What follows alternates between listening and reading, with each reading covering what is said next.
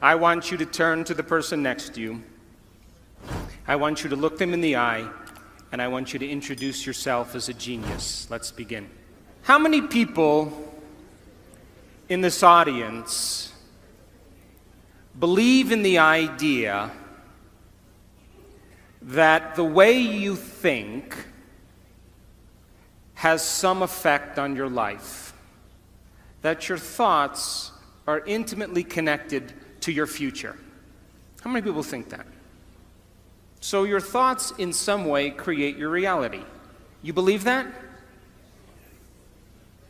So how many people in this audience have a clear vision of their future? You see, you think 60 to 70,000 thoughts in one day.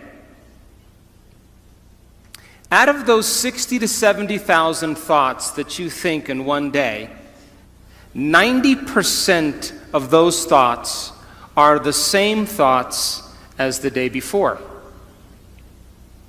So if you believe that your thoughts somehow are connected to your life, then the same thoughts always lead to the same choices.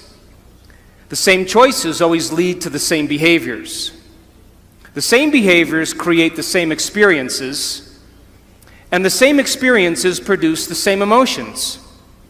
And those very same emotions drive the very same thoughts. And your biology, your neurocircuitry, your neurochemistry, your neurohormones, and even your genetic expression is equal to how you think, how you act, and how you feel. And how you think, how you act, and how you feel is called your personality. And your personality creates your personal reality. That's it. So then, if you wanted to create a new personal reality, a new life, then you would have to start thinking about what you've been thinking about and change it. You would have to become aware of your unconscious thoughts and observe them. You would have to pay attention to your automatic habits and behaviors and modify them. And you would have to look at the emotions you live by every single day that are connected to your past and decide if those emotions belong in your future. You see, most people try to create a new personal reality as the same personality, and it doesn't work. You literally have to become someone else. So your brain is organized to reflect everything you know in your life. Your brain is a record of the past. It's an artifact of all the things you've learned and experienced to this moment. So if you wake up every morning and get out of bed on the same side, shut the alarm clock off with the same finger, shuffle into the bathroom and use the toilet like you always do, go and get a cup of coffee and drink coffee out of your favorite mug, then get in the shower and wash yourself off in the same routine way, drive to work, get to work, see the same people that push the same emotional buttons, do the same things that you've memorized and do so well, then hurry up and go home, and hurry up and check your emails, and hurry up and check your Facebook, and then watch your favorite television show, then hurry up and go to bed. Here's my question. Did your brain change at all that day? We could say that you were thinking the same thoughts, performing the same unconscious actions, living by the same emotions, but secretly expecting your life to change. So there's a principle in neuroscience. And the principle says, nerve cells that fire together wire together. So if you're thinking the same thoughts, making the same choices, demonstrating the same behaviors, reproducing the same experiences that stamp the same networks of neurons into the same patterns, and then produce the same emotions, you're going to hardwire your brain into a very finite signature. Because as you fire and wire the same circuits in the same way, those circuits begin to become more connected. And by the time you're 35 years old, this is science now, we become a set of memorized behaviors, unconscious habits, automatic emotional reactions, beliefs and perceptions, and even attitudes that function just like a computer program. And if you do something over and over and over again, the repetition of those actions over time conditions your body to know how to do it better than your mind. And a habit is when your body knows better than your mind, where you've done something so many times that the body now knows how to do it better than the brain. And so 95% of most people's behaviors, attitudes, thoughts, beliefs, emotional reactions are subconscious programs. So why is that important? Because you're here this week to learn new information. And every time you learn something new, you make new connections in your brain. That's what learning is. Learning is forging new synaptic connections. Physical evidence as a result of your interaction in the environment and the footprints of consciousness is called learning. Making new connections.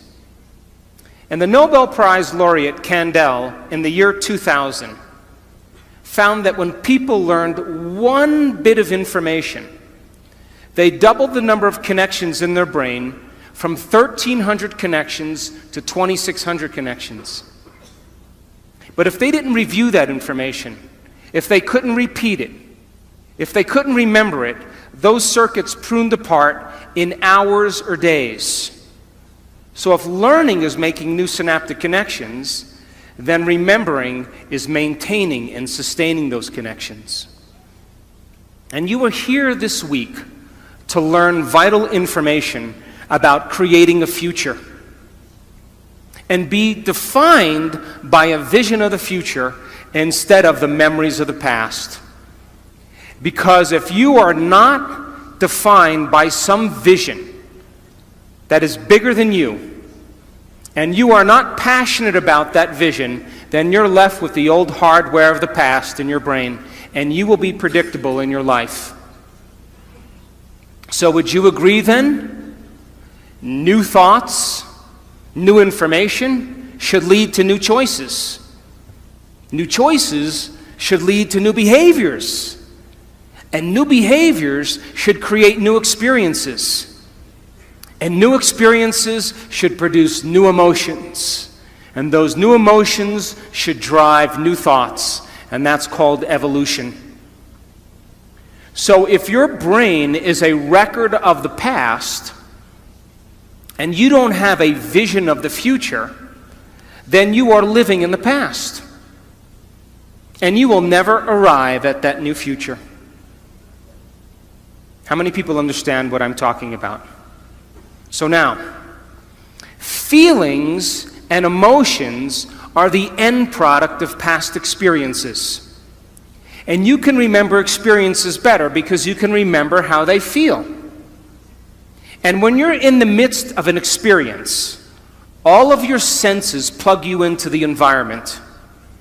And as you're gathering all of this vital data from your external world, all that information rushes back to your brain, and it causes jungles of neurons to organize themselves into networks. The moment those neurons string into place, the brain makes a chemical, and that chemical is called a feeling or an emotion.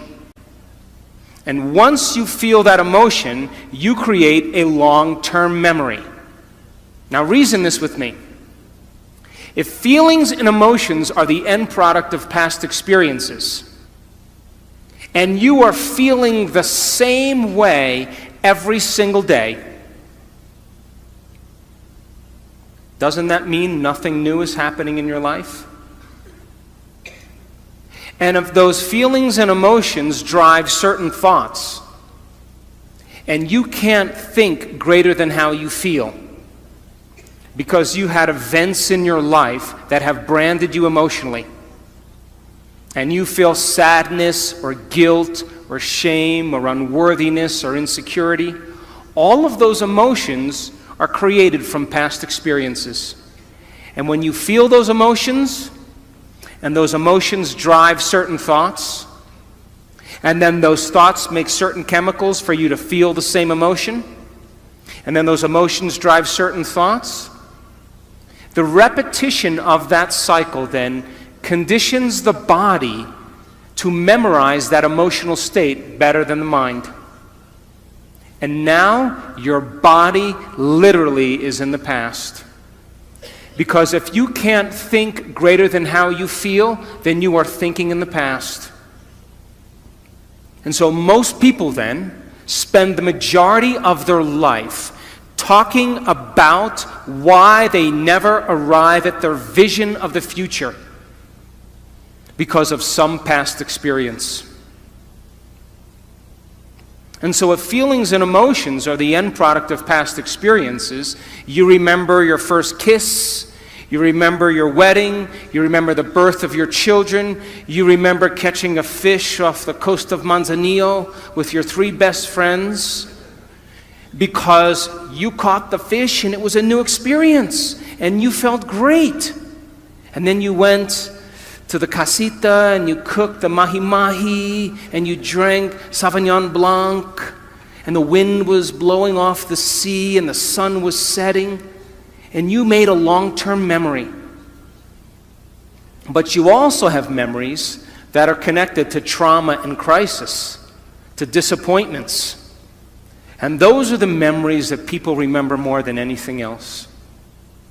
And so if you haven't overcome some emotion that keeps you anchored to the past, then you tell a story about the past. And people say, I am this way because of this experience that happened to me 15 years ago. I am this way because of some event that happened 30 years ago. And from a biological perspective, it means I haven't been able to change in the last 15 or 30 years. And Scientific American, a prestigious magazine, says that 50% of what you talk about in your past isn't even the truth. You make it up. Because you don't have the same brain that you did 15 years ago or 30 years ago. So then your brain and body are typically in the past, because thoughts are the language of the brain and feelings are the language of the body. And how you think and how you feel creates your state of being.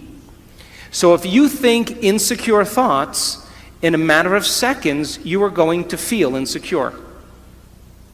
The moment you feel insecure, your brain is monitoring how you're feeling, and you think more insecure thoughts, which then makes you feel more insecure. And the repetition of that cycle conditions the body to become the mind of insecurity. And then the person says, I am insecure. And whenever you say, I am anything, you are commanding your mind and body into a destiny. So then how do people change? They wait for crisis, trauma, disease, diagnosis, loss. Something has to go wrong in their life where they feel so uncomfortable that they finally make up their mind to change. And why is that? Because after the trauma or the crisis, they don't feel like of themselves. And the moment they don't feel like themselves, they could actually observe themselves. because they are looking at themselves through the eyes of someone else. But my message is, why wait?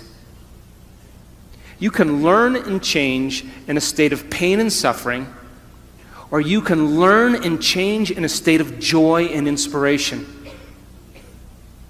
So then, if your brain is a record of the past, and you are living by the same emotions that have defined you for the last 10 years, and you keep thinking the same thoughts that make the same chemicals, and those same chemicals drive the same thoughts, then your body, as the unconscious mind, does not know the difference between an actual experience in your life that creates an emotion and an emotion that you're creating by thought alone.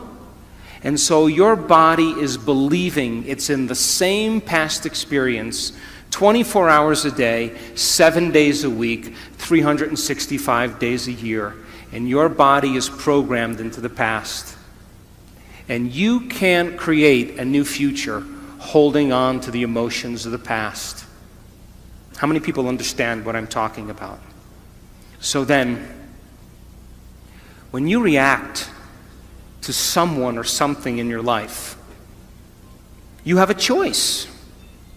That when an event changes how you feel, there's a chemical change that's taking place in your body. And most people don't think they can control their emotional reactions. And so then when you react to some coworker or some relative or somebody in traffic, the moment you react emotionally, you are altered chemically. And if you don't know how to control your emotional reaction after that event, and you allow those emotions to linger for hours or days, you know what that's called? That's called a mood. Hey, Juanito, what's wrong with you? Oh, I'm in a mood. Really? Why are you in a mood? Well, this thing happened to me 4 days ago, and I'm having one long emotional reaction. And if you keep that same refractory period going on for weeks or months, that's called a temperament. Hey, why is she so angry? I don't know. Why are you so angry? Why are you so bitter? Why are you so enchilada?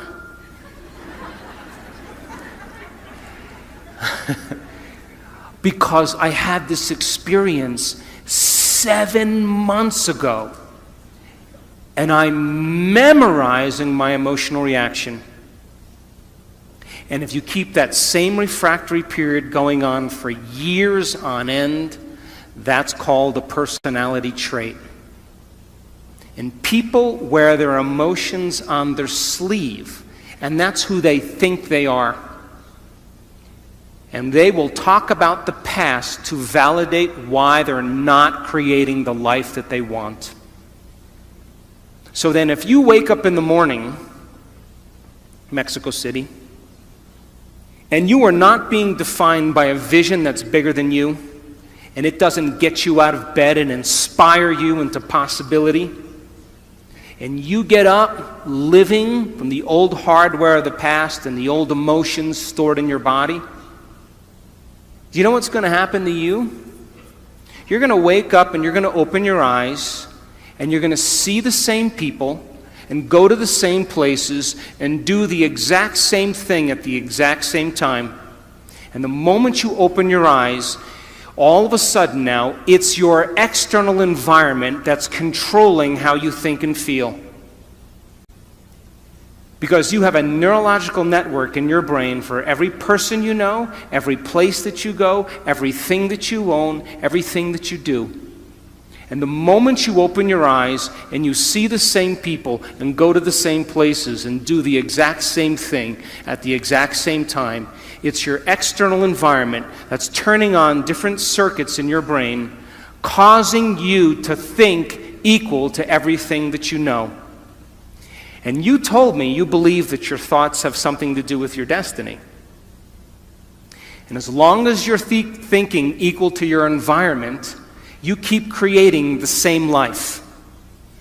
To change, to truly change, is to think greater than your environment, to think greater than the circumstances in your life, to think greater than the conditions in your world. And every great person in history knew this. Whether it was Mahatma Gandhi, Martin Luther King, the Wright brothers, Joan of Arc, they all had a vision. Couldn't see it, couldn't smell it, couldn't taste it, couldn't feel it, but it was alive in their mind. It was so alive in their mind that they began to live as if that future reality was happening in the present moment. So here's my question. Can you believe in a future that you can't see or experience with your senses yet, but you've thought about enough times in your mind that your brain is literally changed to look like the event has already occurred? The latest research in neuroscience says you can change your brain from living in the past to living in the future. And can you fall in love with that vision to such a degree that you come out of your resting state and change guilt or suffering into inspiration and joy and gratitude? To such a degree that your body, as the unconscious mind, does not know the difference between that external event and what you're creating internally, so that your body believes it's living in that future in the present moment, and you begin to signal new genes in new ways to change your body to look like the event has already occurred. The latest research in epigenetics says you can change your body by thought alone. Now reason this with me. If there's physical evidence in your brain and body to look like the event has already occurred, your brain and body are no longer living in the past, they're living in the future. And you will walk right into your vision. Now, most people in this audience, all of you, have done something great in your life. You all have. Now reason this.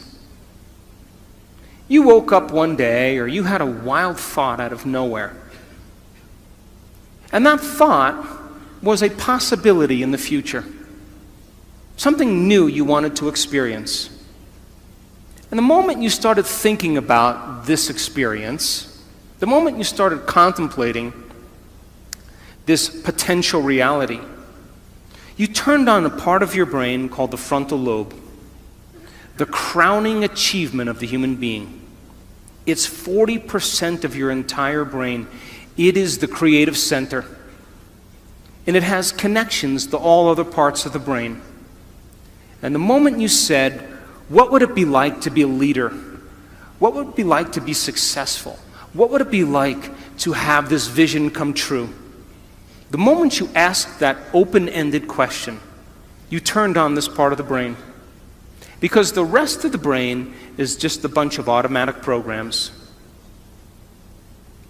And now the frontal lobe, the creative center, wakes up. And it has connections to the entire brain. It's the CEO. It's the boss. It's the symphony leader of the brain. And the moment you get creative, the frontal lobe begins to select different networks of neurons that are stored in your brain from things you've learned or experienced. And as you begin to think a what-if question, it begins to select these different networks and begins to seamlessly piece them together, and making your brain fire in new sequences and in new patterns and new combinations. And whenever you make your brain work differently, you're changing your mind. Because mind is the brain in action. Mind is the brain at work. And the moment those neurons fire in tandem, you get a picture in your mind, a hologram, a vision, an abstraction. And for those people who are passionate, that thought that they're thinking begins to create an elevated emotion. They become inspired. They feel enthusiastic, in theos, filled with God. They become passionate. They started to open their hearts. And all of a sudden, they're combining a clear intention with an elevated emotion.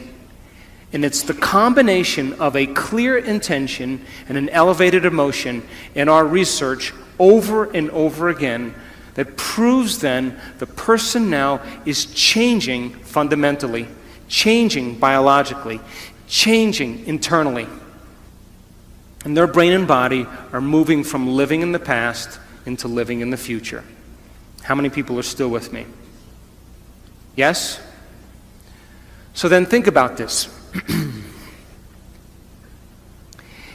When you do that, when you had that moment, you came out of your resting state, and then you started to write down all the things you were going to do to get to that vision, all the choices you were going to make, all of the experiences or goals you wanted to achieve, and all of the emotions and the joy you would feel. And when you were doing that, you were setting your sights towards that destiny. And then you did something really brilliant. You wrote down the choices you weren't going to make. You became aware of the behaviors you weren't going to demonstrate. You began to review certain experiences you wanted to stay away from. And then you looked at the emotions that would bring you to a lower level. And you began to separate the old self from the new self. And when you begin to do that, and you're observing the old self, it means you're no longer the program. Now you're the consciousness observing the program. And that's when you begin to objectify your subjective self. Now reason this. Let's say you've had some pretty rough experiences in your past. And those experiences cause you to feel sad and unworthy and guilty and judgmental. And you've gotten so used to feeling guilty and unworthy and judgmental that just feels normal to you. And then because you feel kind of victimized, then you blame people and you complain and you make excuses and you feel sorry for yourself, and that's your personality. And all of a sudden you say, today, I'm not going to do that any longer, because that's the old self. And then you start off your day and it goes really well for about 2 hours. And then all of a sudden, the moment you realize that you're no longer making the same choices as the day before, you are going to feel uncomfortable. It's going to feel unfamiliar. It's going to be uncertain. There's going to be some unpredictability. And we now know that people would rather hold on to their guilt and unworthiness than to step into the unknown, because at least they can feel something. And so the moment you stop making the same choices that you always make, get ready, because it's going to be uncomfortable. And that's the moment you are heading towards the new self. And we call it stepping into the river of change. But now, remember, 95% of who you are is your body as the mind. You know, you've done something enough times that your body does it better than your brain. So you may actually complain unconsciously, because your body does it all the time. And all of a sudden you say, no complaining, no more blaming, no more feeling sorry for myself, no more talking about other people, I'm going to stop. You know what happens, don't you? The body starts sending signals to the brain. The body's been conditioned that way. And all of a sudden, you start hearing the thoughts in your head that say, why don't you start tomorrow? Tomorrow's a better day. This is too hard for me. I can't change. Something's wrong with me. It's my mother's fault. It's my ex-husband's fault. It's my ex-wife's fault. I'm this way because of this event. Or the most important one, this doesn't feel right. And the moment you respond to that thought as if it's true, that thought leads to the same choice, which leads to the same behavior, that creates the same experience, that produces the same emotion, and the person says, this feels right. That feels familiar. Going from the old self to the new self, stepping into that void, stepping into that uncertainty, is the biological, the neurological, the chemical, the hormonal, genetic death of the old self. And people will say to us, well, in that unknown, I can't predict my life or my future. And we always say the same thing to them. The best way to predict your future is to create it, not from the known, but from the unknown. And when you and I get comfortable in the place of the unknown, that's where the magic happens. And it never happens in the known. So then, you are here this week as entrepreneurs. An entrepreneur, in the definition, if you read the definition of entrepreneur, there's one thing that's consistent in every definition, and that is individuals willing to take a risk. Stepping into the unknown, being defined by a vision of the future instead of the memories of the past. So if you don't have your vision clear in your mind by the end of this week, all of this information is philosophy. It's theory. It's intellectual data that's stored in your thinking brain. But there'll be a certain percentage of people in this room that will apply this information, that will personalize it, that will demonstrate it. And those people who learn the information and store it in their brain and can repeat it, those people who start thinking about what they're going to do with it, as they begin to think about what they're going to do with it, they begin to install the neurological hardware in their brain, priming them to a new future. And when you take all of this information and you say, how am I going to apply it to my life?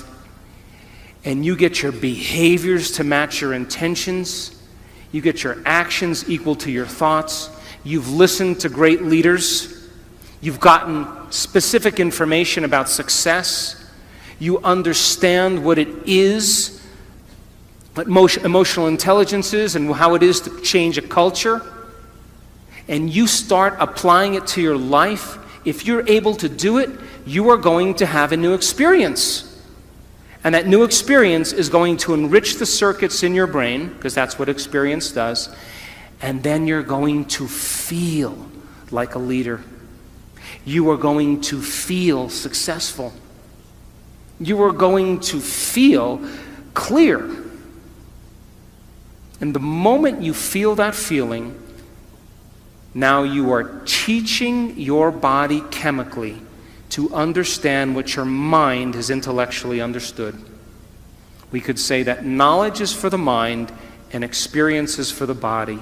And in that moment, you are embodying leadership. You are embodying success. You are embodying clarity. Why? Because the emotion is the experience in chemical form. And the moment you feel that emotion, you're teaching your body chemically to understand what your mind has intellectually understood. You are embodying knowledge. But now here's where the expert comes in. If you've done that experience once, you have to be able to repeat it. And great people in the world who are uncompromising, they keep working to reproduce the experience. And if you can reproduce that experience over and over again, neurologically and chemically, you will condition your body to become the mind of it. Now it'll be innate in you. It'll be second nature. It'll be easy. It'll be familiar. It'll be common. It'll be automatic. You've done it so many times that it is now who you are. So our job's then to go from philosopher to initiate to master, from mind to body to soul, from knowledge to experience to wisdom, and from thinking to doing to being. And you and I have all the biological and neurological machinery to do this. But some people will get all of this information and it'll be philosophical. They'll never apply it. Those people who actually apply it and have the experience once will think that that's defining them. But people who really embody and make it innate in them, the true leaders of the world, it becomes who they are. They don't have to think about leadership. They are leadership. They don't have to think about success. They are success. It's become who they are. And so I want to show you some slides now to piece this all together so you begin to understand exactly what I'm talking about.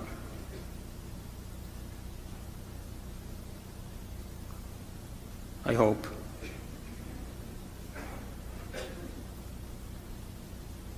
Here we go. So our research, and we've worked with many companies in the United States and in Mexico and in Europe. We've worked with Sony Entertainment, we've worked with Cisco, we've worked with Coca-Cola, we've worked with Pepsi, we've worked with a lot of different companies around the world. And we know that if you give people information, wow, this is a weird clicker. Huh?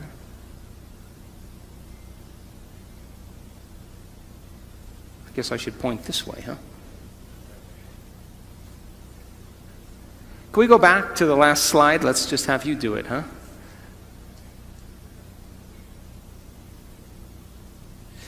We know that if you give people, is there no laser on this? Maybe my battery's dead. I have the what? I have a pointer? Come up here and show me. There's a pointer here.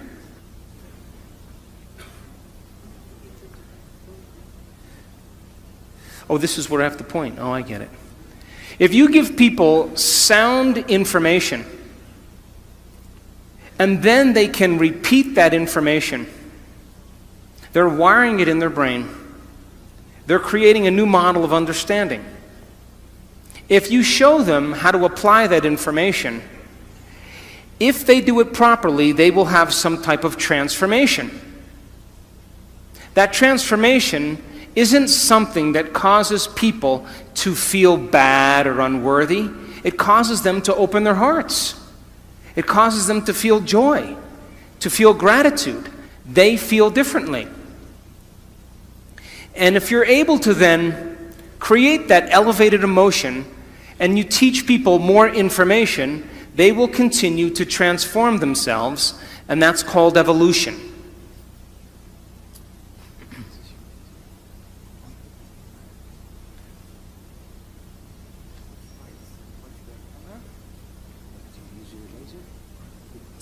It's this one here? Is it there?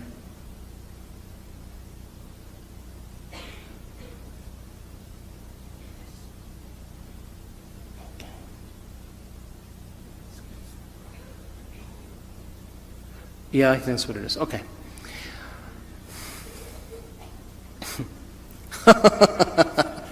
Oh, God. I'm pointing it at you. Oh, down there, way down there. Look, I'm pointing it down there. I'm hitting forward.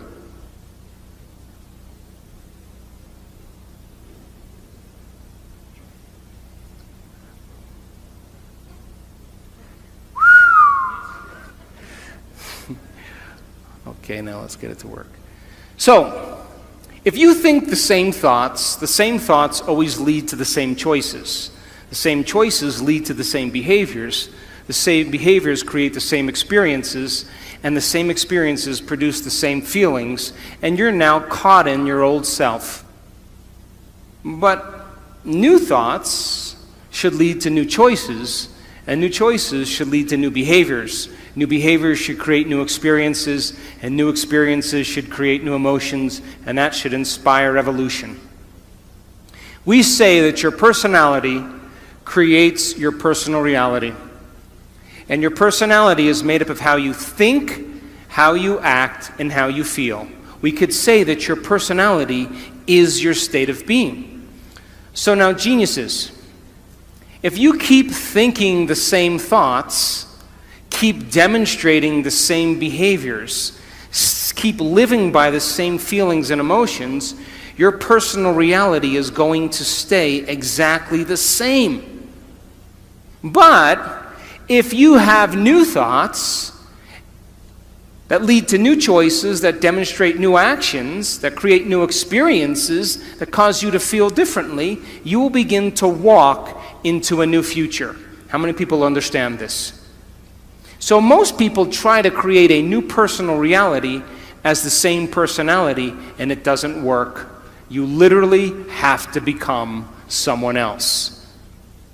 So, crossing the river of change, going from the old self to the new self, requires you stepping into the unknown.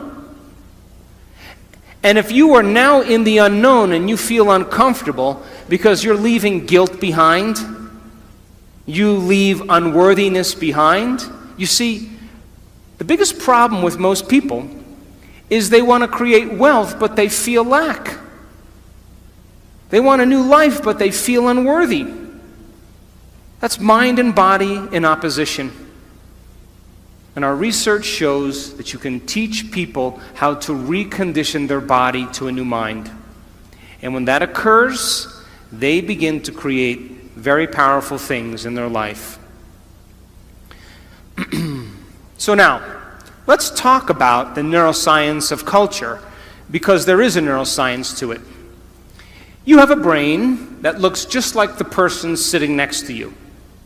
And if I was to screw off the top of your heads and take out your brain and your partner's brain, someone sitting next to you, and I went like this, and I set them out, you probably wouldn't be able to tell them apart, because you share the same structure in your brain. And we call that universal traits, and we call it gross anatomy. Now, because you share the same brain as the person sitting next to you, you smile when you're happy, you frown when you're sad, you sleep at night, well, this is Mexico, you sleep kind of late at night and get up kind of late in the morning. Come on, I'm kidding. And, you grab a stick the same way, we speak a language, and because we share the same gross anatomy of the brain, we have very universal traits that we have in common. How many people are with me? But now, how your brain is wired is your individuality. And that's the minute architecture or the minute structure of the brain. So then, your brain is wired different than the person next to you because you have different experiences. But if you share the same experiences because you're in a relationship, then you have similar brains that are kind of relating. And relationships are built on common experiences. If we share the same experiences, we share the same emotions. And if we share the same emotions, we can relate with each other. So then, think about it like this. You have a hand. And because you have a hand, you have the same hand as the person next to you. There's only a certain amount of things you can do with your hand. But now, what makes you unique is your fingerprint. That gives you your individuality. And that is really the minute anatomy of something related to a hand. Are you with me? So now, what is the division that unifies both the universal traits and our individual traits? And the answer is culture. Culture. And culture is defined by the environment in which you live, the environment in which you work, the environment of your family. An environment is made up of just a few things. Are you ready? People, objects, things, places, time, pets, and that's pretty much your environment. So then, the culture of Mexico City, if I keep asking, I'll get it, huh?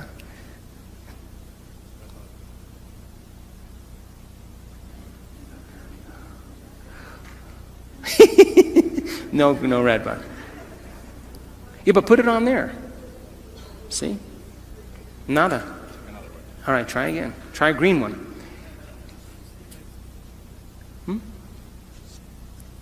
Okay, we're doing good. So the culture of Mexico City is defined by the environment.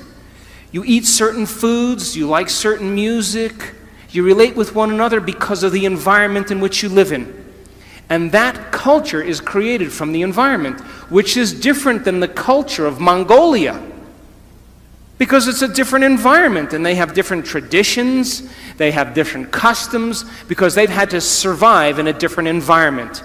And so what unifies individual traits and universal traits is called culture. Now think about this.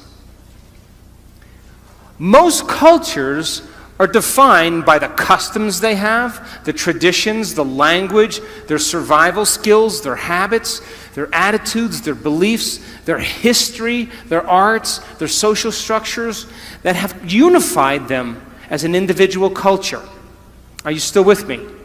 So the people you work with, the people you relate with, the people you interact with, you share a similar culture that bonds you both as an individual and as a species called human beings. And Mexicans are different than Australians because they live in a different environment and they have different traditions. You still with me? But we could say then that culture typically is defined by things that have worked in the past. So then, most cultures then have a choice. To create a new culture means then you have to define your culture as a vision of the future. But most people, their cultures are based on the past-present reality. What does that mean? We are in a changing world. And the world is changing faster than most people can keep up. And if you are going to stay defined by a memory of the past, you will not keep up with this culture because we are creating a global culture. So then, what defines the vision of the future to change a culture?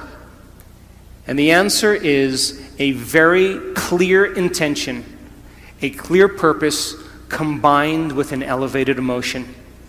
And when you combine a clear intention, like a vision of the future, along with an elevated emotion of inspiration and joy, you will create an empowered individual. But here's the problem. To the materialist who's waiting for their wealth to show up to feel abundant, they're in their past. The person who's waiting for the success to feel empowered is in their past. The person who's waiting for their healing to feel wholeness, they're in their past. The person who's waiting for their riches to come to feel gratitude, they're in their past. They're materialists. In other words, you have to feel empowered in order for your success to show up. You have to feel abundant for your wealth to find you. You have to be in gratitude for you to create the life that you want. And by you teaching your body emotionally what that future could feel like ahead of the actual experience is changing your biology. Because most people wait for something outside of them to change how they feel inside of them. And when something outside of them changes how they feel inside of them, they pay attention to whoever or whatever caused that, and they create a memory. That's the old model of reality of cause and effect, waiting for something outside of you to take your pain away inside of you. The new model of reality is about causing an effect. That means then you have to feel gratitude every day for your new experience to occur. You can't wait for your success to feel empowered. You have to be empowered to create the success.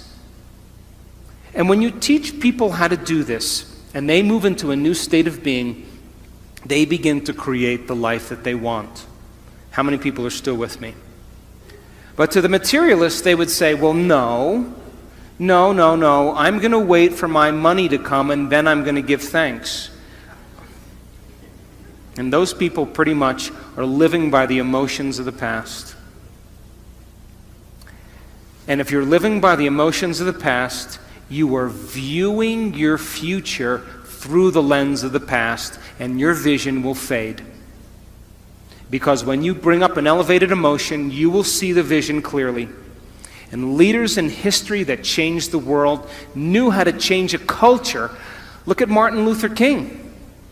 He talked about justice and then got enough people inspired that they felt empowered enough to do something about it. People came out of the resting state. And so then you share the same brain as Martin Luther King. And being defined by a vision of the future begins to change a culture. But most people have the same thoughts or the same intentions, and they live by the same familiar emotions, and for the most part, they're in their past. So the future then is created by a clear intention and an elevated emotion, now listen closely, that you have to cultivate in your inner environment of thoughts and feelings. But most people, by the old self, are living from past memories that are created from knowledge and experience from something that happened outside of them. Some experience or trauma that defined them. And getting a person beyond the old self then is the great work. That's what we're here for. So, we've studied motivation, and I can tell you without a doubt that the highest form of motivation in any culture, in any group of people, is what's called purpose motivation, duty motivation, or mission motivation. You know what that is? To have a vision to change a culture that's bigger than you, to instill change in the world. Look at Elon Musk. How many people know who he is? Elon Musk, he created Tesla Motors. You know him? You know who he is? He created an electric car that can go from 0 to 60 in less than 5 seconds. And before him, electric cars were like golf carts that crawled along the road. And he said, I'm going to do this. I don't know how I'm going to do it, but I have a vision. And I'm going to get the best engineers in the world. And instead of creating a new product and selling it to a corporation, I'm going to get a group of people to share the same vision as me. I'm going to change the world by changing our reliance on oil. And I am going to make a difference in the world, and I am going to make a lot of money. Why not?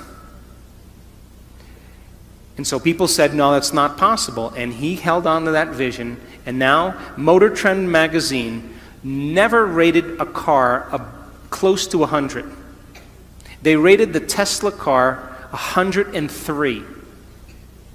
It's the best car on the road. And it relies on no gas at all. That's a vision of the future. High motivators are some people who have a vision bigger than them that are going to change the world and make a difference in a culture. That's the highest form of motivation.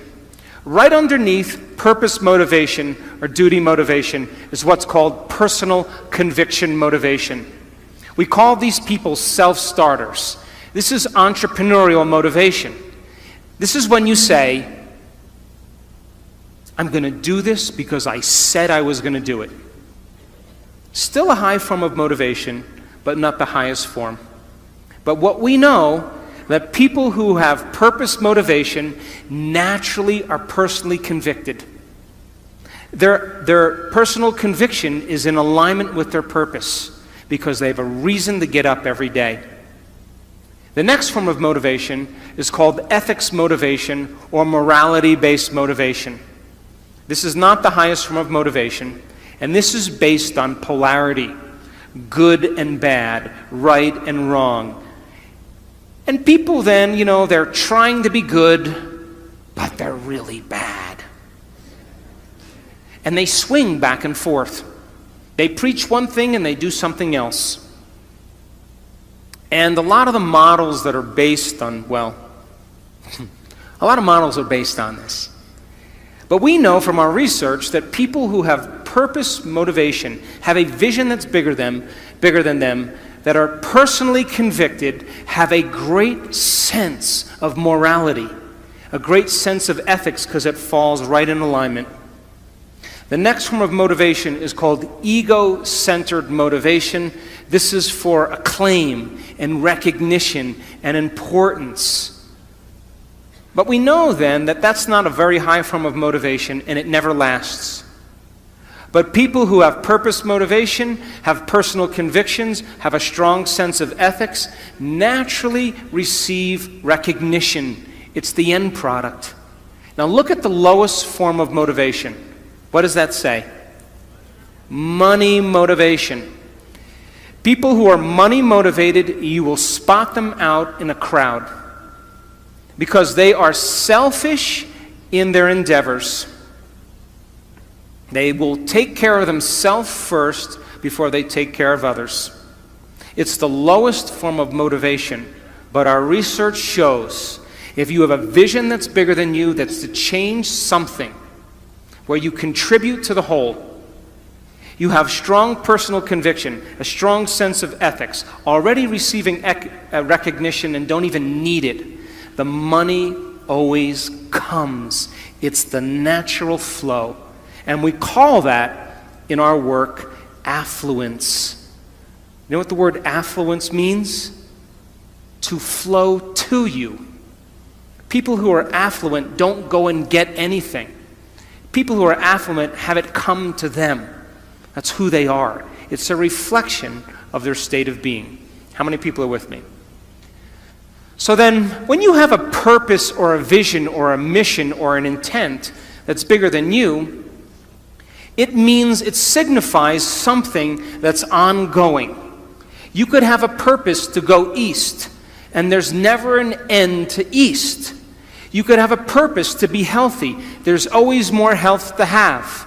You could have a purpose to be wealthy. There's never an end to wealth. You could have a purpose for knowledge, and there's never an end to knowledge. It signifies a direction. My purpose is to transform individuals in order to transform a culture. And I'm clear on that purpose, and it gets me up in the morning every single day. So then, how do you bring a vision from the world of possibility into the world of reality? From thought all the way down into matter. From what we say in quantum physics, from the wave of possibilities all the way down into the particle. From the immaterial, something that doesn't exist yet, into the material. From the world beyond the senses to the world of the senses. How do we do that? Well, it requires then setting up goals in alignment with your purpose. So let's just say you have a purpose to go in a certain direction.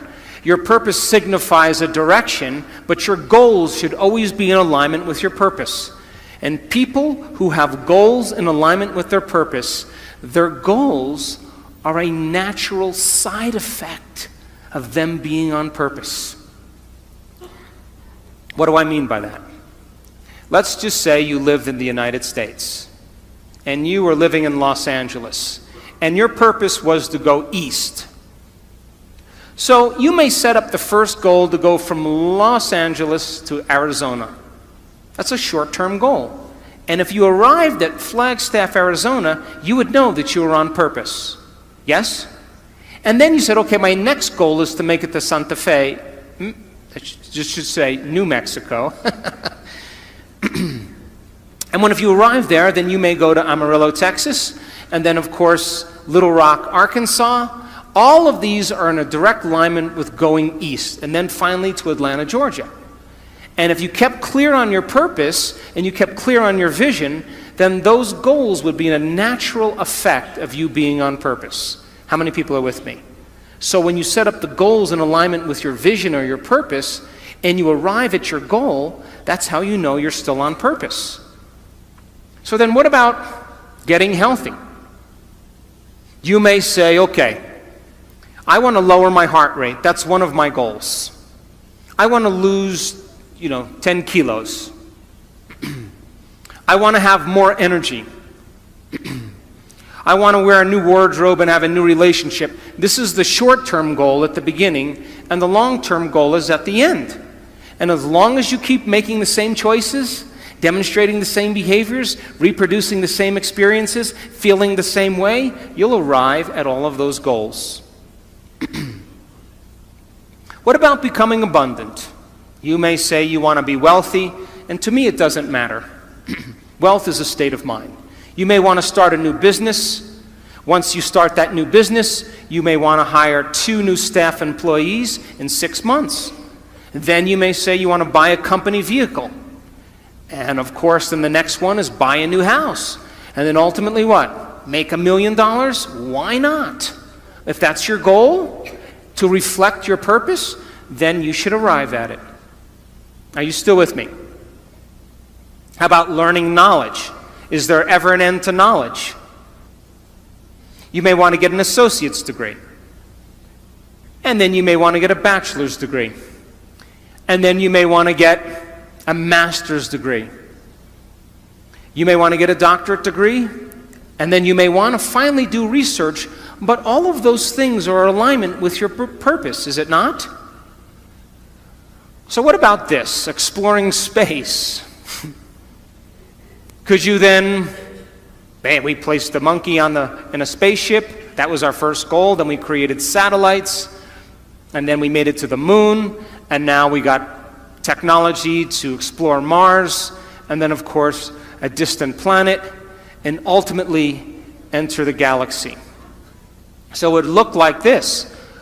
We send the monkey out into space, then we create a satellite, we go to the moon, we go to Mars, and as long as our goals are along the line of our vision, we'll always arrive at our destiny.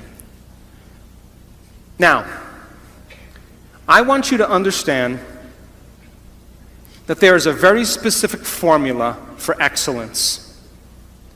And the formula requires a person who has a clear purpose. But there are 2 other ingredients that put this together. The first thing is called competence. You know what competence is? Somebody who does something really well. The more competent they are, the better they are at doing something.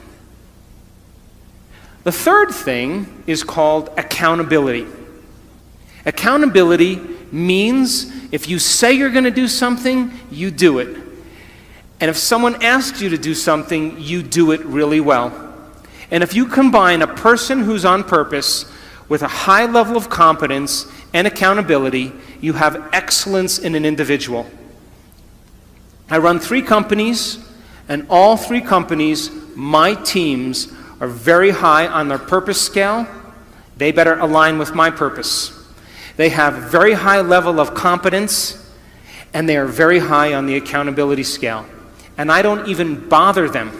I never even manage them.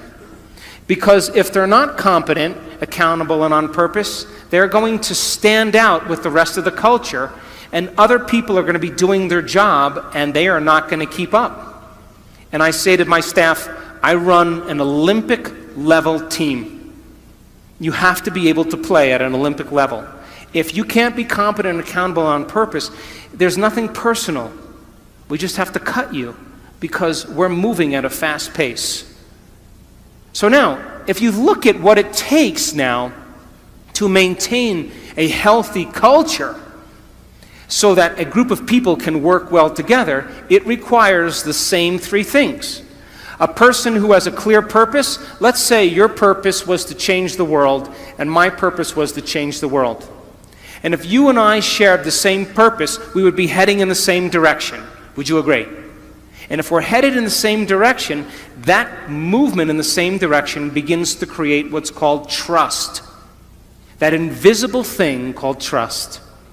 And if you're competent and accountable in moving in that direction, and I'm competent and accountable and moving in the same direction, you have trust in a community. And one of the biggest problems in the United States, companies that want to become Fortune 100 companies, this is their problem. Nobody trusts anybody. Because they're too competitive, they're angry, they have no emotional intelligence, they don't know how to work together in teams, and because of that, they have no trust in the community and the culture can't sustain itself. Are you with me still? So now, why do we lose sight of our purpose? Why do we lose sight of our vision? Why do we make the wrong choices? Why do we say we're going to do something and all of a sudden we do something else? And the number one reason is called stress. And when you see a predator in your life, like a lion or a cougar, you turn on a primitive nervous system called the fight or flight nervous system. And the moment you turn on that fight or flight nervous system, you are going to mobilize enormous amounts of energy to prepare yourself for some threat in your external environment. Now, Mexico. This is pretty adaptive. If you're being chased by a lion, you better have the energy. So when that happens, you're moved out of balance. Your pupils dilate, your salivary juices shut off, not a time to eat an enchilada. Your respiratory rate changes, your heart rate changes, and blood is sent to your extremities, and you're either going to run, fight, or hide. That's your three options. Run away, fight back, or freeze and hide. That's what people do.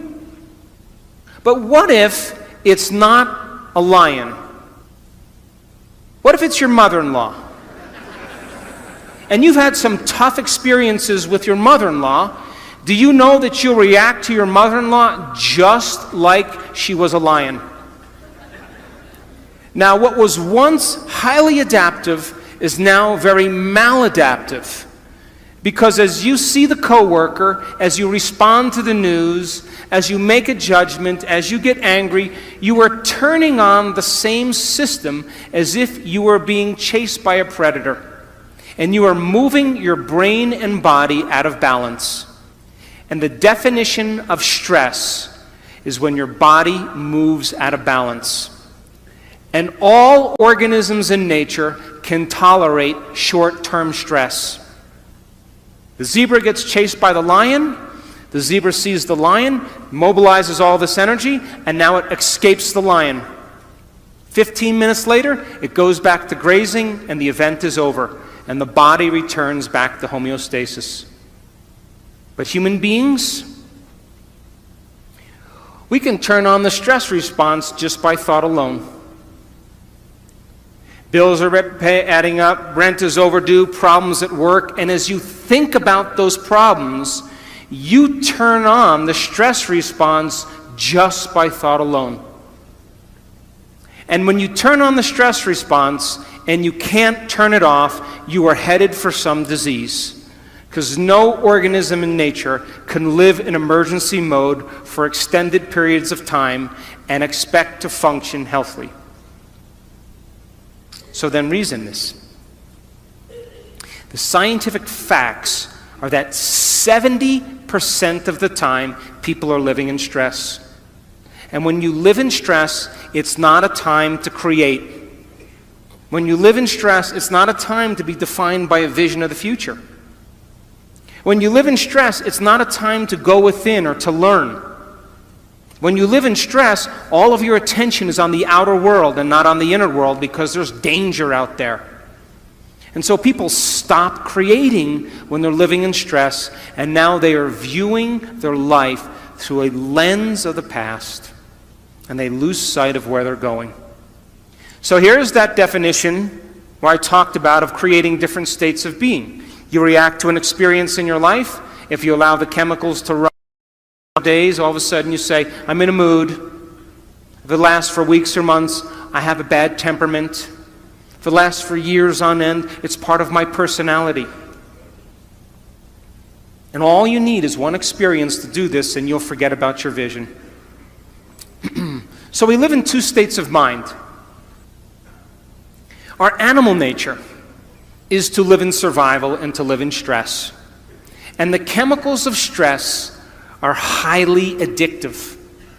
Fear, anger, hostility, violence, anxiety, insecurity, guilt, shame, sadness, unworthiness, depression.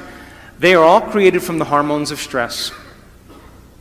When people live by this state, they use the problems and conditions in their life to reaffirm the addiction to that emotion. They need it so they can get the rush of adrenaline.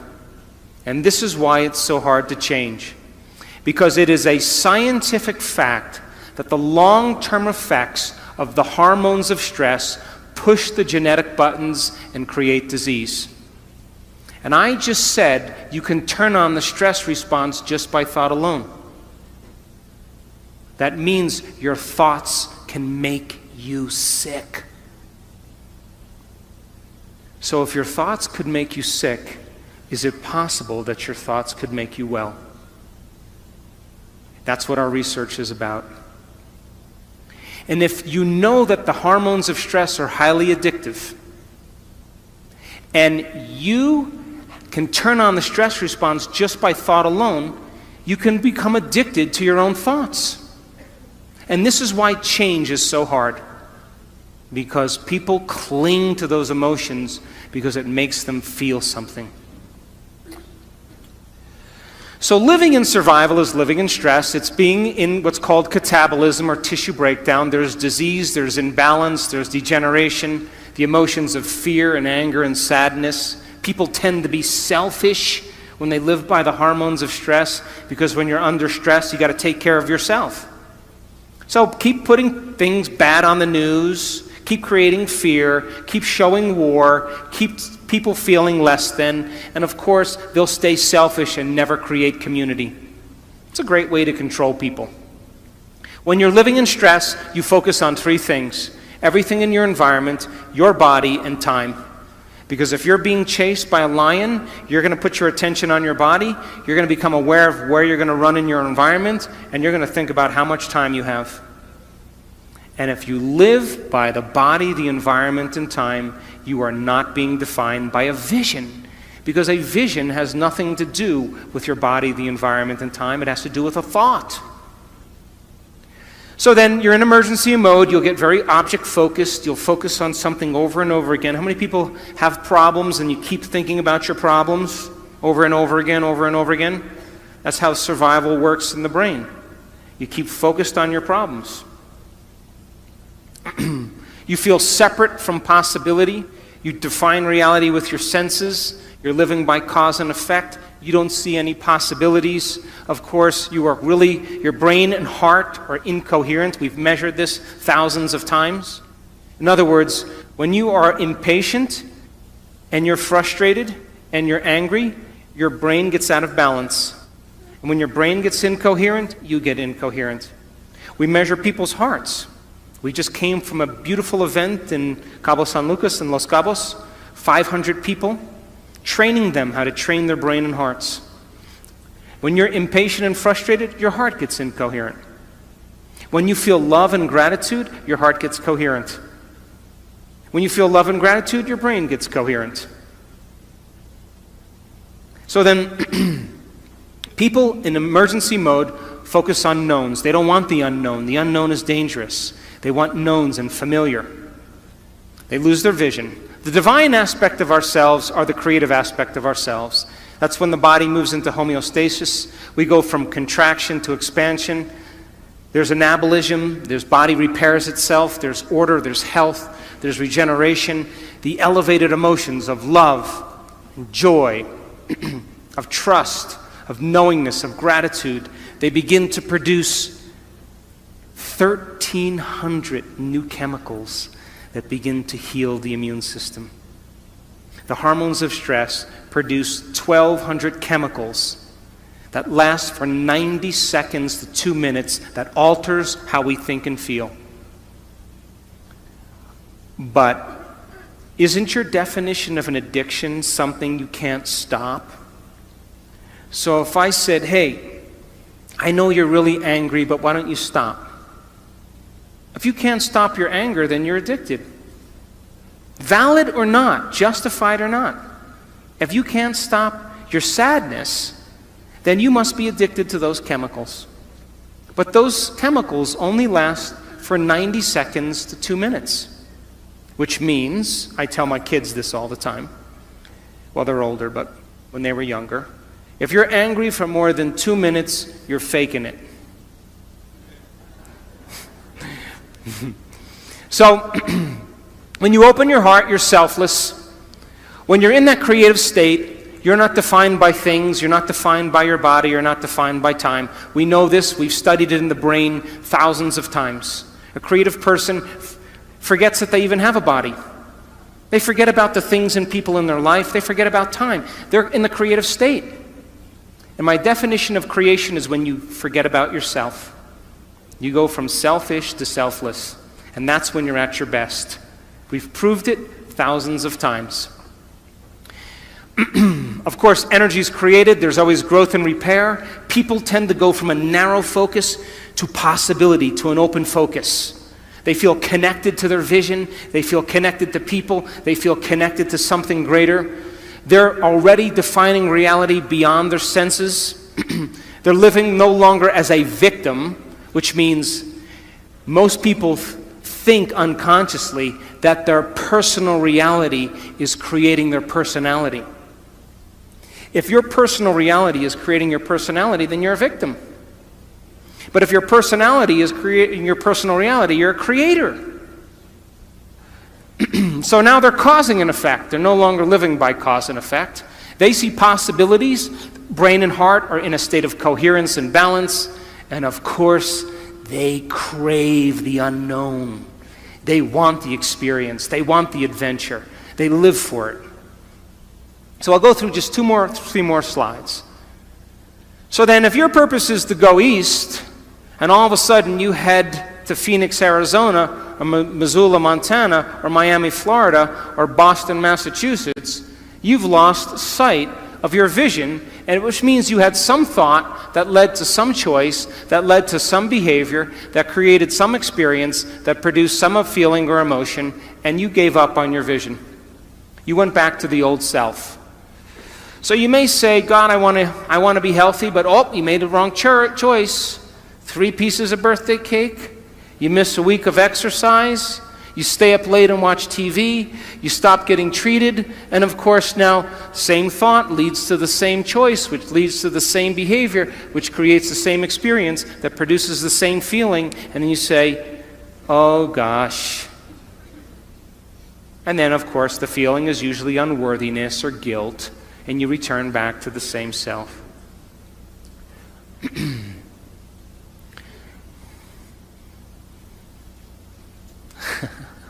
I want to show you one slide, okay?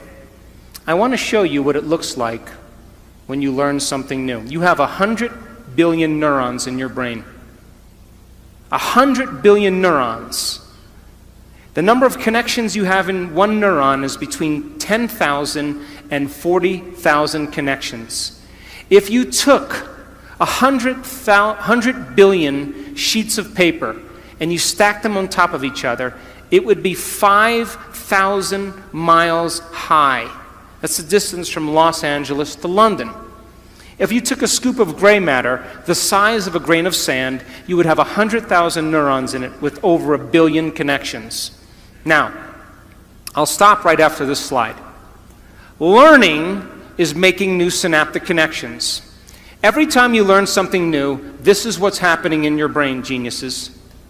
If you learned one bit of information today, your brain did this. Boom. That's learning. Physical evidence as a result of your interaction in the environment. Every time you learn something in your brain, there's a physical change that takes place, and learning is making new connections. Are you with me? This is how fast it happens, too. That's learning. If you learn anything this week, you've made a footprint. If learning is making new synaptic connections, then if you keep firing the same thoughts over and over again, you're going to wire them in your brain. So then if learning is making new synaptic connections, then remembering is maintaining them. And all of a sudden, they develop a long-term relationship. And just like any relationship, the more you communicate, the more they connect.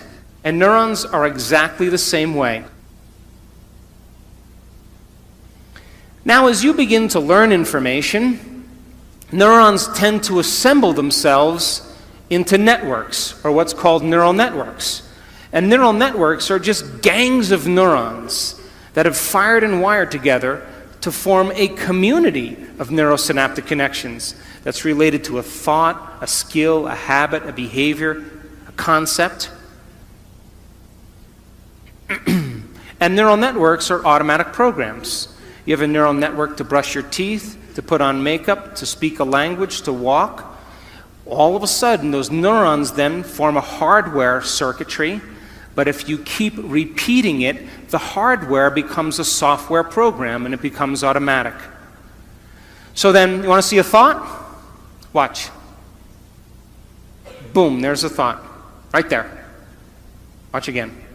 Boom, that's a thought.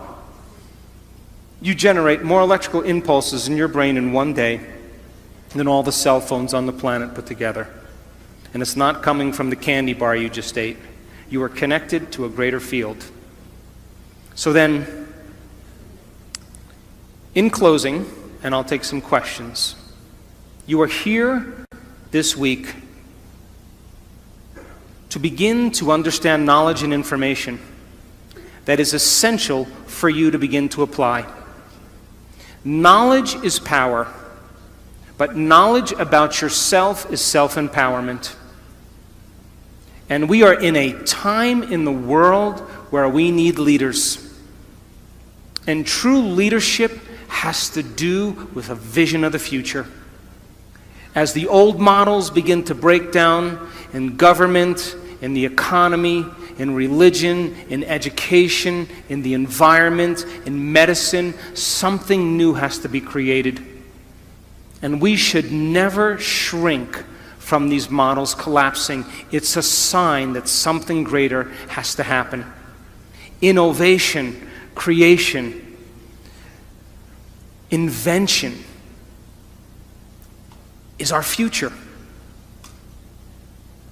And that, are you willing to every day revisit that vision and get clear on your purpose and begin to take steps towards that destiny and give up the emotions of the past that keep you enslaved to the same person?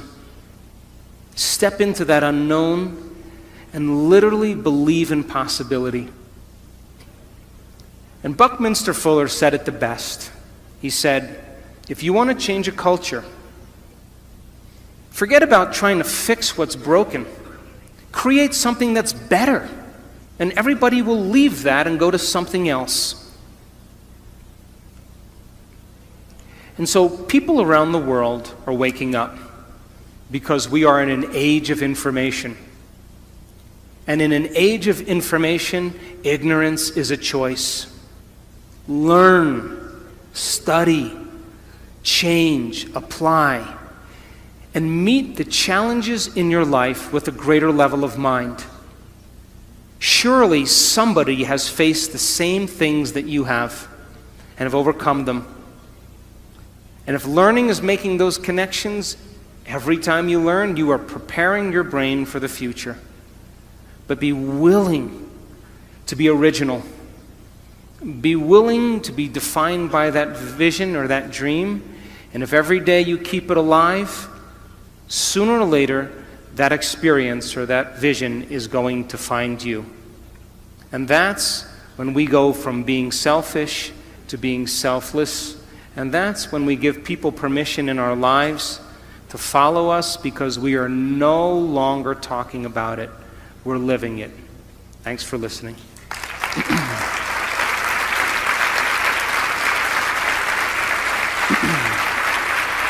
Thank you.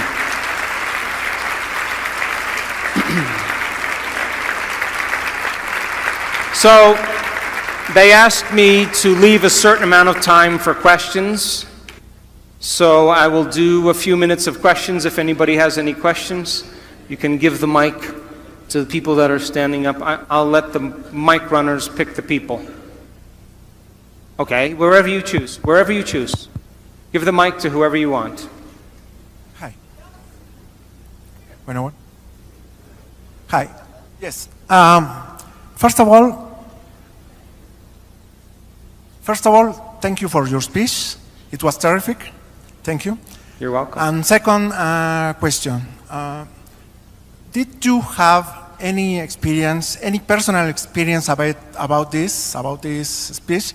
I mean, were you living in a past life, and suddenly you realized that you have to live in the future? It was tough to do that. Are you talking about a past life in this life or a past life in another life? No, I mean, when you were child, you are living in a past life, or I think you were angry, you were some kind of defects, and suddenly, and I can imagine, I can guess that before you do the picture, and you, what fuck do you know? Okay, I understand. I understand. I never planned on doing any of this. In 1986, I was in a triathlon in Palm Springs, California, and I was on my bicycle, and I was making a turn to pass some cyclists. And as I made the turn to pass the cyclists, I got run over by a truck. And I broke 6 vertebrae in my spine, and I had bone fragments on my spinal cord. And the doctors, 4 experts, told me I would never walk again and I would be paralyzed. So in order for some people to wake up, they need a wake-up call. And that was my call. I decided against the surgery, a radical surgery where they take out the entire back part of my spine and screw in these rods. I decided against the surgery in 1986, and I thought, I'm not going anywhere, I'm not doing anything. Let's see if I can heal this with my mind. Now, nobody at this time had any idea that it was even possible. As a matter of fact, the doctors thought I hit my head on the ground and that I had a head injury, because nobody said no to them. But you know, when you're trying to create something like a miracle, you will always be considered a fool or insane, because nobody else is doing what you're doing. It's unconventional. It's outside the beliefs of a culture. But if you pull it off, you'll be considered a saint, a holy man, a genius, a mystic. And so I was willing to lose everything for a thought or an experience. And I went through a very dark night of the soul after my injury, because I wanted to heal myself, and I was impatient, I was angry, I was frustrated, I was unfocused, and I couldn't get my mind to do what I wanted it to do, which made me more angry.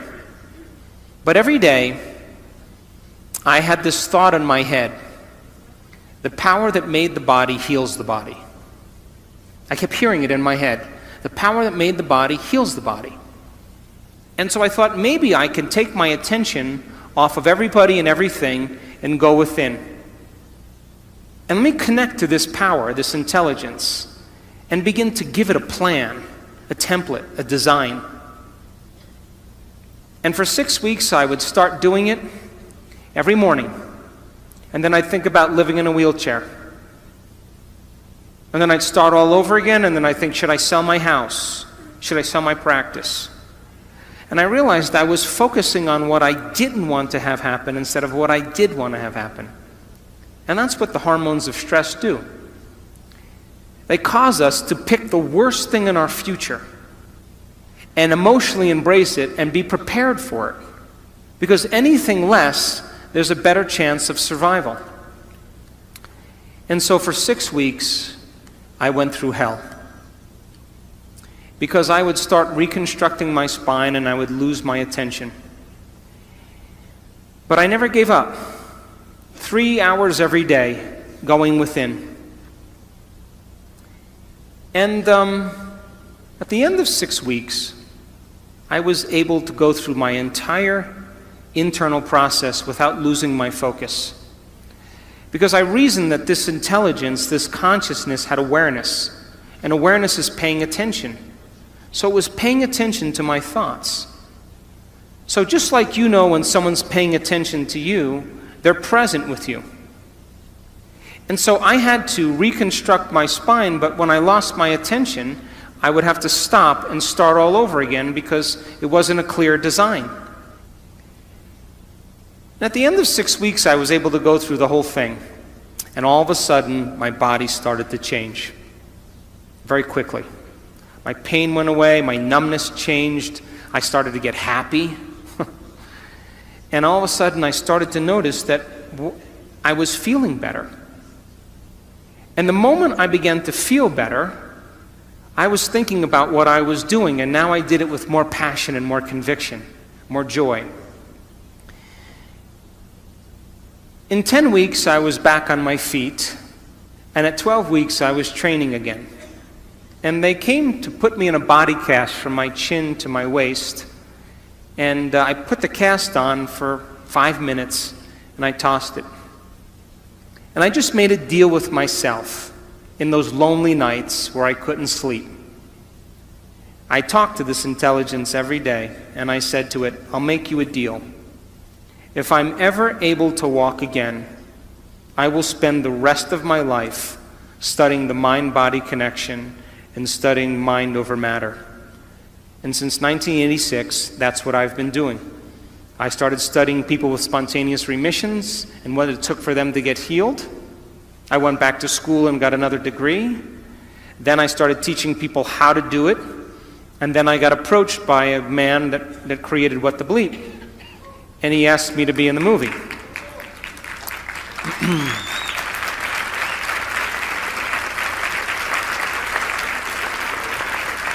But there were 2 questions that people asked after What the Bleep. Number 1, how do you do it? That's a good question, huh? The second question is, if your personality creates your personal reality, and I have to change my personality to create a new personal reality, why the hell is it so hard to change? I thought that was a great question. And so we started teaching workshops and teaching people how to change. And in the beginning, we didn't see much change. And now, 10 years later, we are measuring people doing the uncommon. We are measuring people doing the miraculous, of healing themselves of diseases, of creating better lives for themselves. I just came from Los Cabos, and the miraculous was happening at that event. Common people like you are doing the uncommon, and you don't have to be a Buddhist monk. You don't have to be a nun with 40 years of devotion. You don't have to be an academic. You don't have to be a scholar. It's time that common people are privileged enough to do the uncommon. And we've measured people and made scientific history in the last 3 years that you will never see in any neuroscience journal. And they were just people just like you. And now when people ask me, is change possible? I have no doubt in my mind. In my last book, I said, hey, how can you give somebody a sugar pill or a salt injection? And a certain percentage of those people will accept, believe, and surrender to the thought that they're getting the real substance. And without any analysis, They begin to program their autonomic nervous system to make their own pharmacy of chemicals that matches the exact same chemical they think they're taking. Is it the inert substance that's doing the healing? Or is it the body's innate ability to heal? So the question is, do you need something outside of you to change you? Or if you understand how the placebo works, can you teach people to do it? But instead of putting their belief in something outside of them, put their belief in something inside of them, or a possibility, an unknown, and have them revisit that unknown until they make it known. Because if 81% of people who have depression, if 81% of the people who are in a depression study are healed by a placebo, 81% are healed by a placebo, it means they're making their own pharmacy of antidepressants. And they don't need anything to do it. And so it's time people take their power back. It's time that we wake up. And my passion is about transformation. But not with elite individuals, with common people. And if you keep understanding that you need a flu shot because there's bugs with your name out there that are looking for you, and if you don't get the flu shot, you're going to get sick, that's the nocebo. Then when you don't get it, you'll get sick, and then you'll need a pharmaceutical. That's programming. But when people break out of that illusion and they begin to take their power back, they're no longer controllable.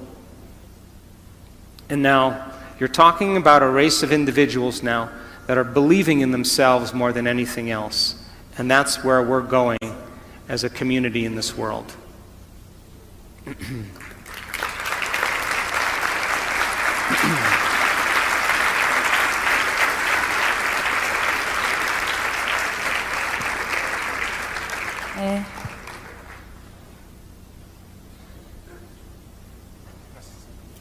Hi, so a quick question. On our way to achieve our purpose, I am assuming that to make each goal a completement, planning might be a good tool.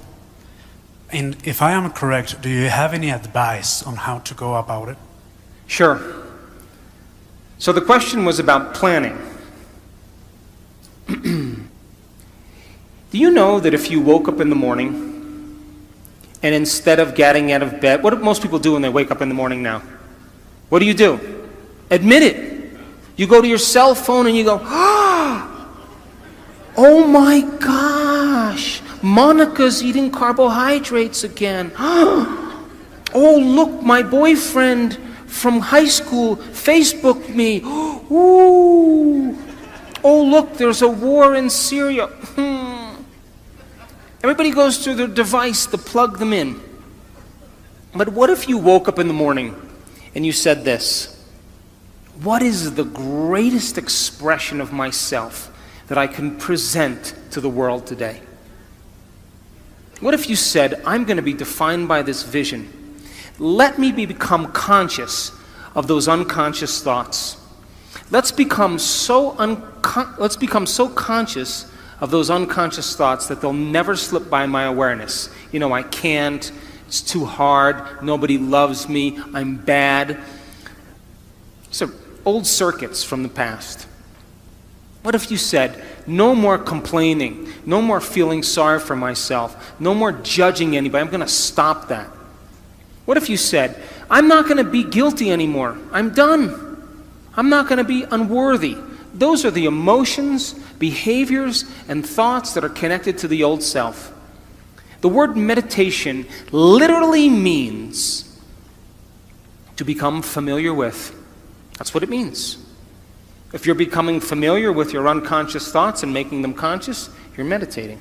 To know thyself. If you become aware of your automatic habits and you're so conscious of your unconscious behaviors that you never go unconscious again, you're changing. If you're familiar with your emotions and say, that's my past, those are chemicals from the past, let's leave them behind.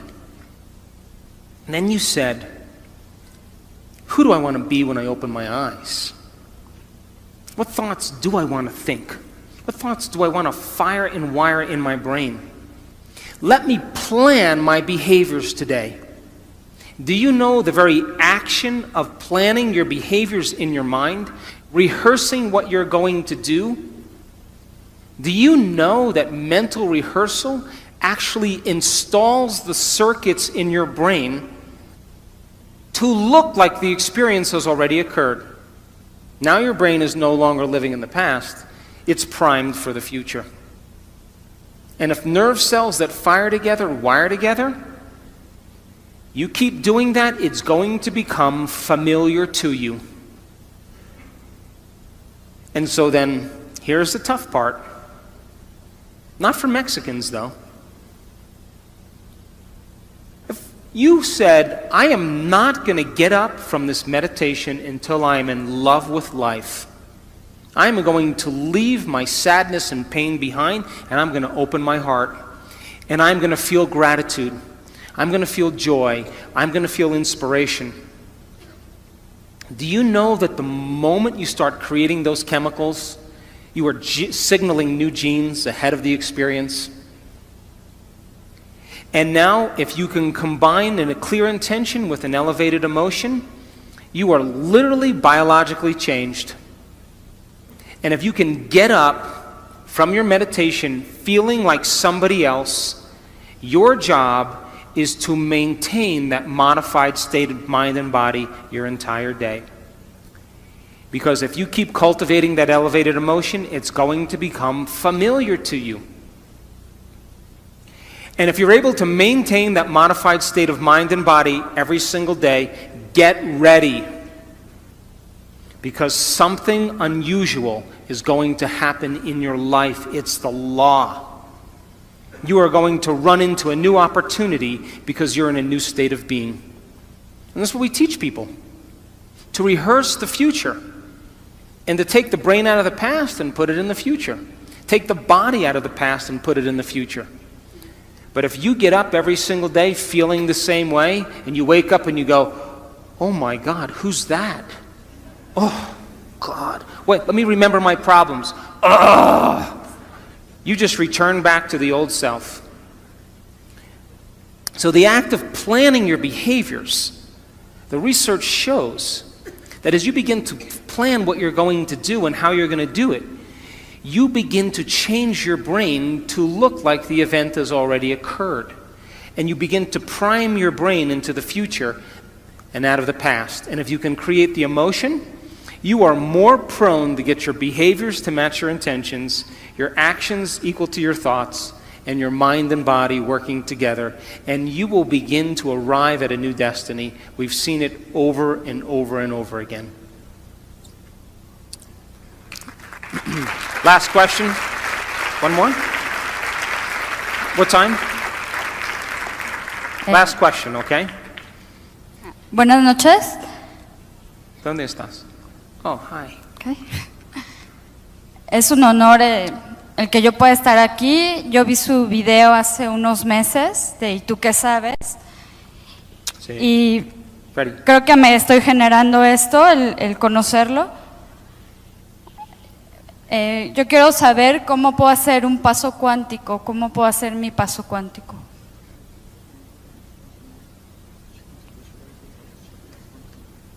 How to make the quantum leap. And you want me to answer that in 2 minutes or 3?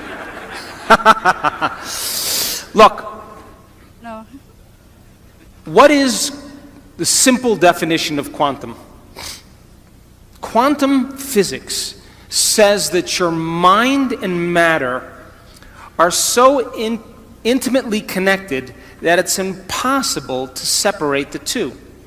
That matter has a mind, and mind is in matter. And you can't pull them apart. And so, Newtonian physics, the world we live in, is the physics of the predictable. Okay, we're going to shoot a rocket to the moon.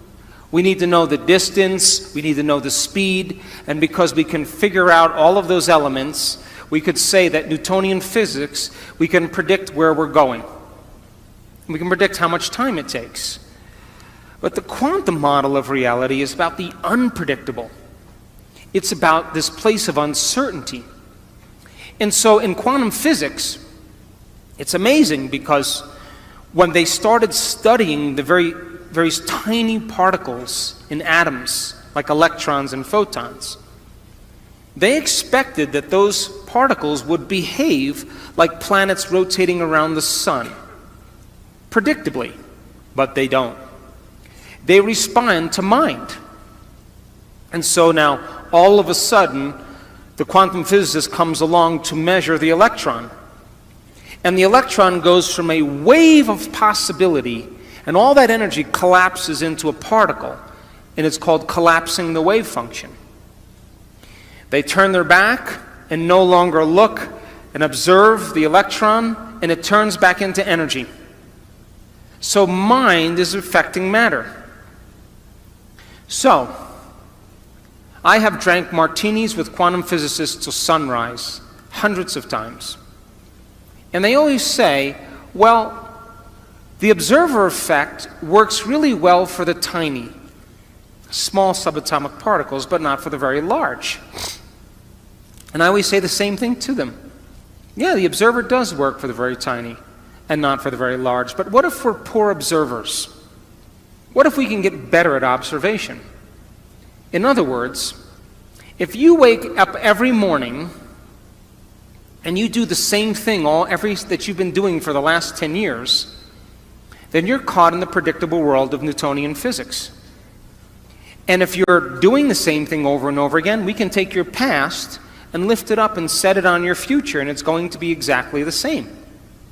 So then if you're viewing your life from the same level of mind every single day, then you are collapsing the same possibilities into the same reality. So if you teach people then to find the present moment, in quantum physics, all possibilities exist in the present moment. But most people's brains are anticipating the future based on the past, and they're not present. So then it requires training.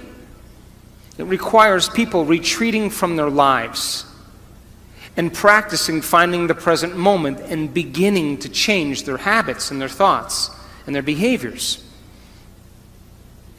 However, when you live by the hormones of stress, most people don't know this, but there's an invisible field of energy around your body.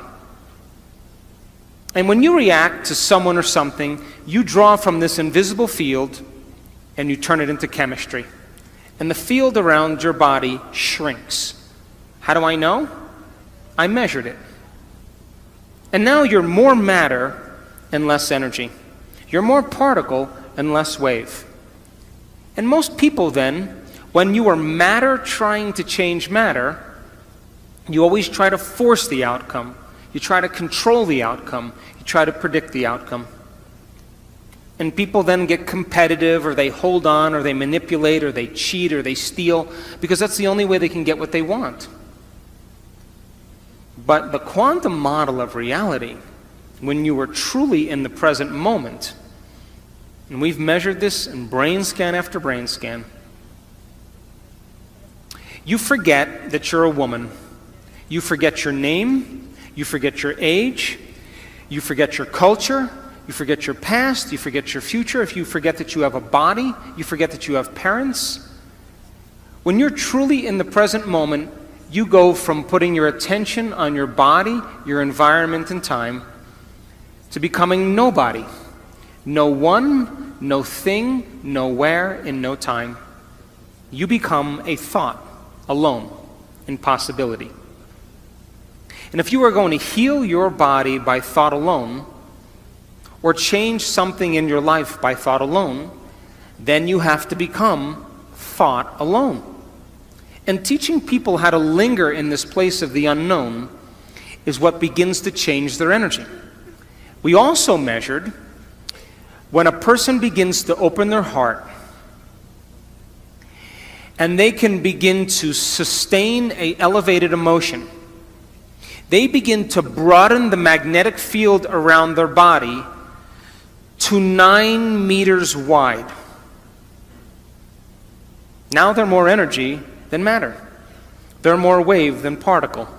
And they can exert better effects on reality. So then think of when you open your heart, this is science, like dropping a pebble in water. You produce a ripple. If you drop a bigger stone, you produce a bigger ripple. If you're able to sustain that state, you keep dropping the same rock over and over again, and you broadcast a signature into the field. The emotion is the magnetic charge. Your intention, your thought, is the information that's carried on that wave.